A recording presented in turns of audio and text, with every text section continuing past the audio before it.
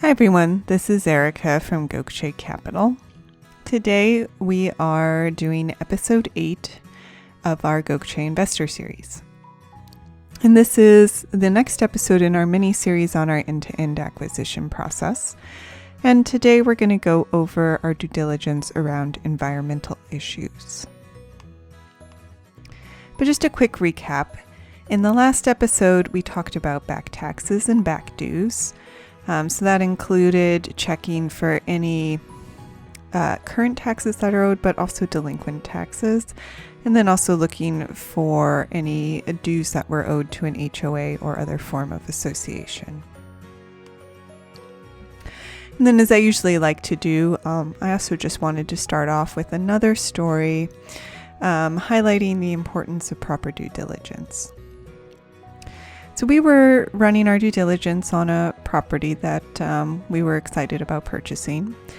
The property was held by an estate according to the assessor. So the owners in the vesting deed had passed away and the property had gone through probate. So title according to assessor was now in the estate of the deceased.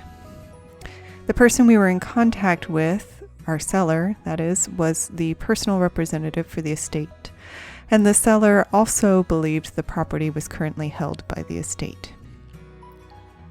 However, as we were getting closer to the closing, we were doing our title search by looking through the online records and found a relatively recently recorded deed that transferred title from the estate to the heirs. The county assessor had missed this deed, likely because there were a lot of probate documents that they were looking through, which was why they still showed title held by the estate. And the seller, or the personal representative for the estate, was actually unaware their lawyer had recorded the deed, since that is not what they had done with all of the other properties in the estate.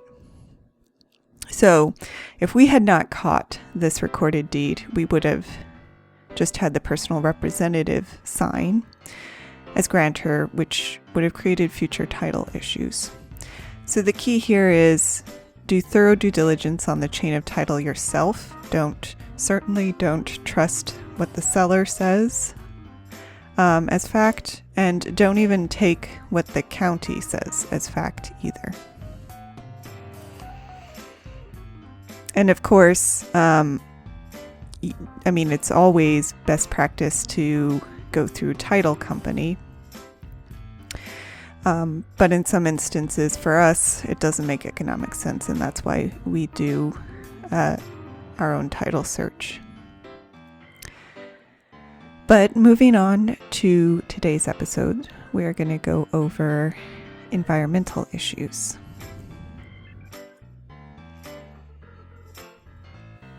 All right, so biggest environmental issue, wetlands. For those of you who are not aware of wetlands, basically according to the EPA, wetlands are areas where water covers soil all or part of the time.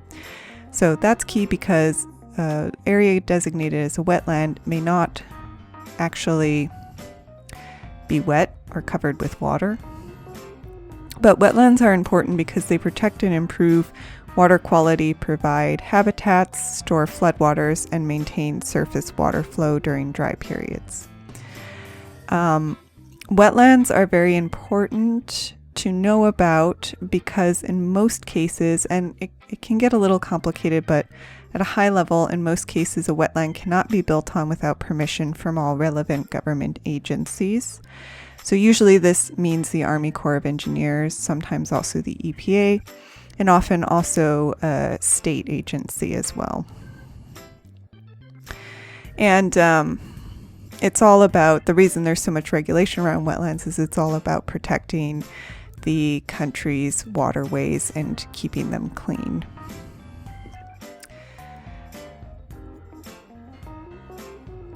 So when we do our due diligence, first we check the U.S. Fish and Wildlife Service's Wetlands Mapper. It's a really great resource and very easy to use, and it does show you all of the federally designated wetlands. The only issue here is that the mapper does not always show wetlands that are designated by state agencies. So another way of saying this is that state agencies may have also designated additional areas as wetlands on their own. So after we verify whether there's a federally designated wetland on the property, we then give the state environmental agency a call to check to see if there are any state flagged wetlands.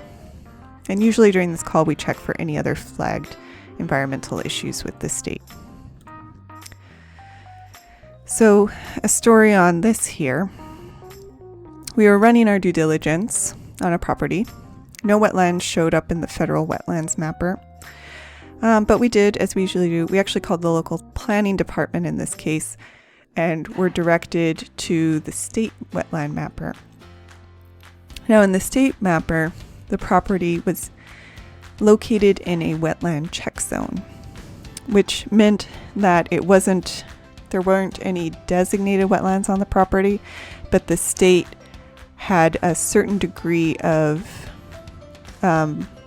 belief that there may be wetlands because it was adjacent to other wetlands. So the requirement when a property is in a check zone is that before any building would be allowed, a wetland delineation would need to be done. And delineation is just a third party, usually a scientist, who goes out, checks the actual property for all of the basic clues that it would be a wetland. So they look at the plants, the soil, and the like. And then they delineate how much of the property is actually a wetland. So the moral here is it's important to check for wetlands at both the state and federal level. All right, another key environmental due diligence item would be checking for flood zones.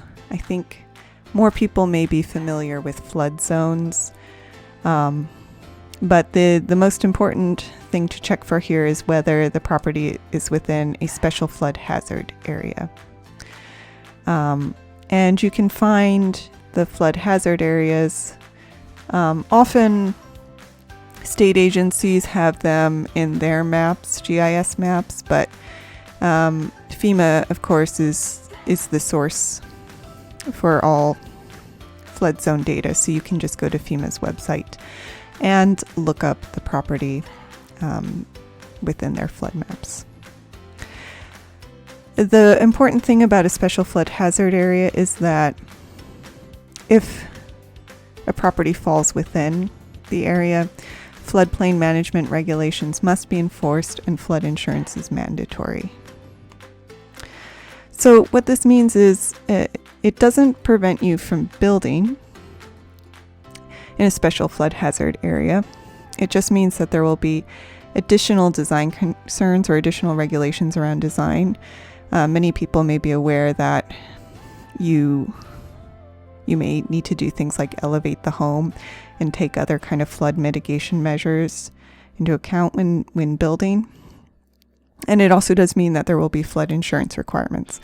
And flood insurance can be very expensive, but it'll go down the more mitigation measures you take in your design. So it's not necessarily a deal killer for building. And it certainly isn't a deal killer if the property would be useful for reasons other than building. So if it's a really nice recreational lot, the flood zone doesn't matter as much if you weren't going to use it to build on.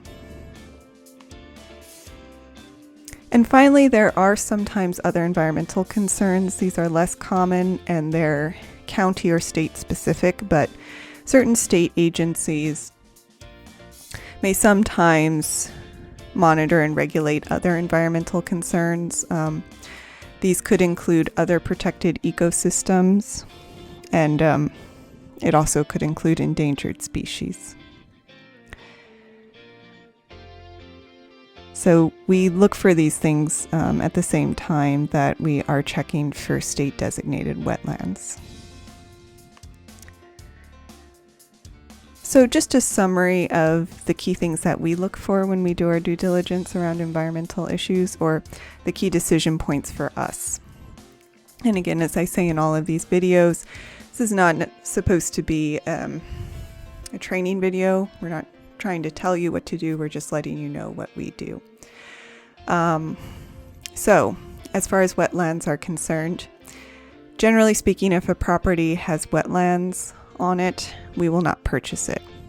In a few rare cases, we will make an exception if the property is a larger property and wetlands are on a very small portion of the lot. If the property is in a wetland or other ecological check zone, and this usually refers to a state check zone, we will then get a delineation done before we purchase. So if a delineation can't be done, then we wouldn't purchase the property. And finally, if the property is in a special hazard area, we then just take a closer look. So the flood zone is not an automatic rejection in our case, but it does mean that we would need to take a closer look. So if the numbers make sense, then we may move forward cautiously, but it is just a kind of a red flag against the property. And I'll just end with another story. So we ran our due diligence on a property, and no wetlands showed up in the wetland mapper. It was not in a hazard area. And we called the local planning department, but they told us that the lot was in a sensitive ecological zone, and that similar to a wetland check zone, a delineation would need to be done in order to build on the property.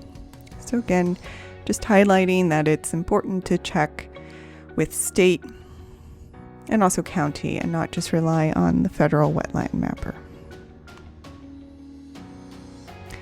Okay, so what's coming up in the next episode? In episode 9, we will continue our mini-series on our acquisition process. And I think actually we're done with our due diligence check items. So we'll actually move on to the closing process. And then for all of you who are not familiar with us, I just wanted to highlight that you can go to our website, which is gokchecapital.com, and learn more about the other resources and promotions that we offer. Currently, we have our free land giveaway, our free vacation giveaway, and our free swag giveaway. And we are also, for a limited time now, offering free 15-minute consultation calls for investors. So if you'd like to schedule, send us an email at info@gokchecapital.com. And then, of course, if you have any questions, we would love to answer them. You can email us with questions or leave us a comment on one of our Gokche Investor Series videos, and we will answer the question in the next video. So thank you for listening, and more to come.